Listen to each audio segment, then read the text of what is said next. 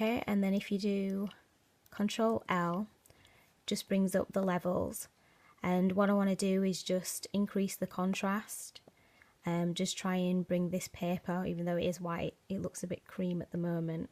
So you can either use the white eyedropper on the right hand side here and just pick up where should be white, and that automatically adjusts the levels, and sometimes that works fine.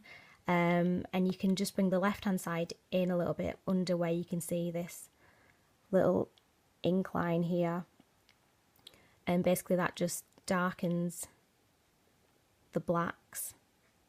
But as you can see, when you move it, it also moves this middle cursor. So if you pull that back towards this side, it just fades it out a little bit if it's gone too far. Or again, if you want more of a contrast between the two colours, just pull it slightly back this way and click OK. I'll show you another way to do it. If you again Command L just to bring up the levels,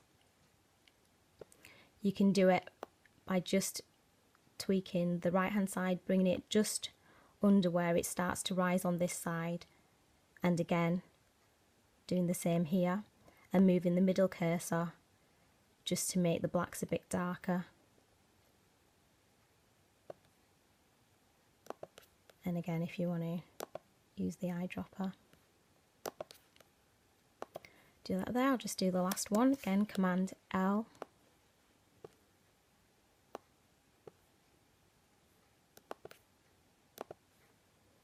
Press OK, and I'll just quickly crop .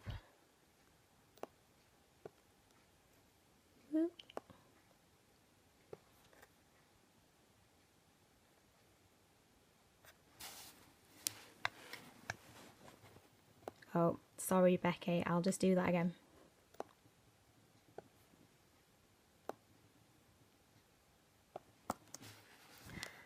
So I'll just go back and redo the levels. So if I do Command Z,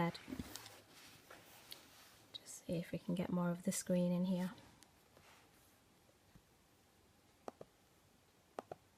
So if I go back to the original, which is darker, Command L, I'll just come in a bit closer on the screen.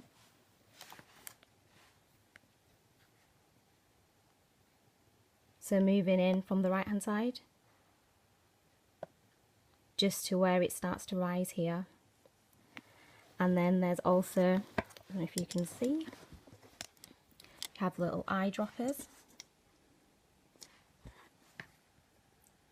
So if you use the far right one, that's your white, and you just colour pick anywhere on the screen which should have been white, and it brightens it up there, and you can see how that changes the graph.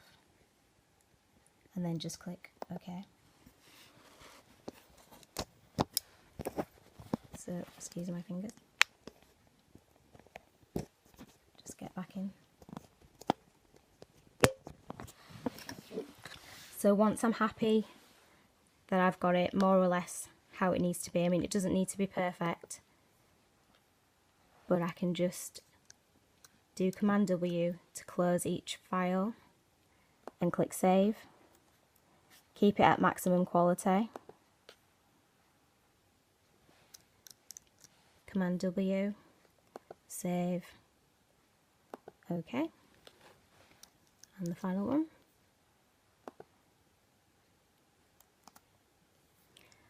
And then if I move on over into Illustrator,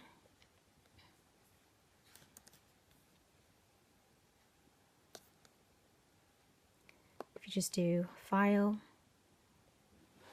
Place,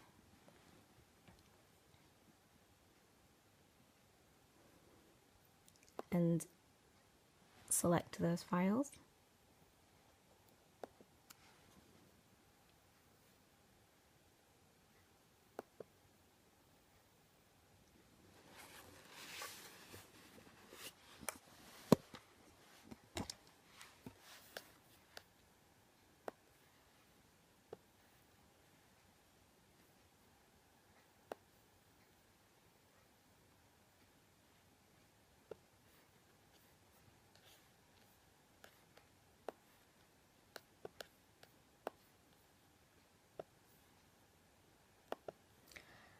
So I already have the live trace window.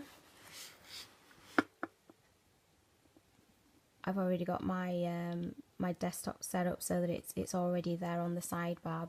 But if you don't have it, it's just in window and then come down to image trace to open the window. You'll have the automatic the presets on the top bar here, but if you use that, you don't have a lot of control over what you can edit when you're actually doing the image trace. So you've got a few settings here that will allow you to do it. In fact, I'll just show you quickly.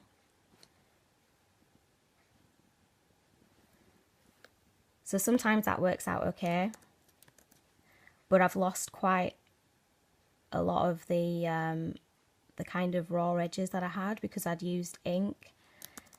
And also I've got, if I expand this, you'll see that I've got a white background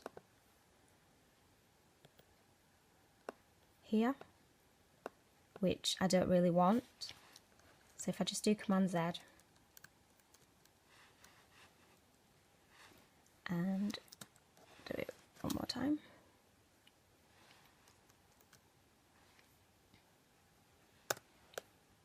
If you actually use the full window, you can see that you've got more options available to you. So what you want to do is click on Advanced, this little drop down here, and you've got Threshold, which you'll want to play around with. But if you just click on Ignore White, that'll mean that this whole background area and all the little bits and pieces in between, they'll be ignored when you click on Trace. And if you click on Preview, you can see what it'll look like before you actually expand it. So you can see this time around there's no white background. And if I come in closer,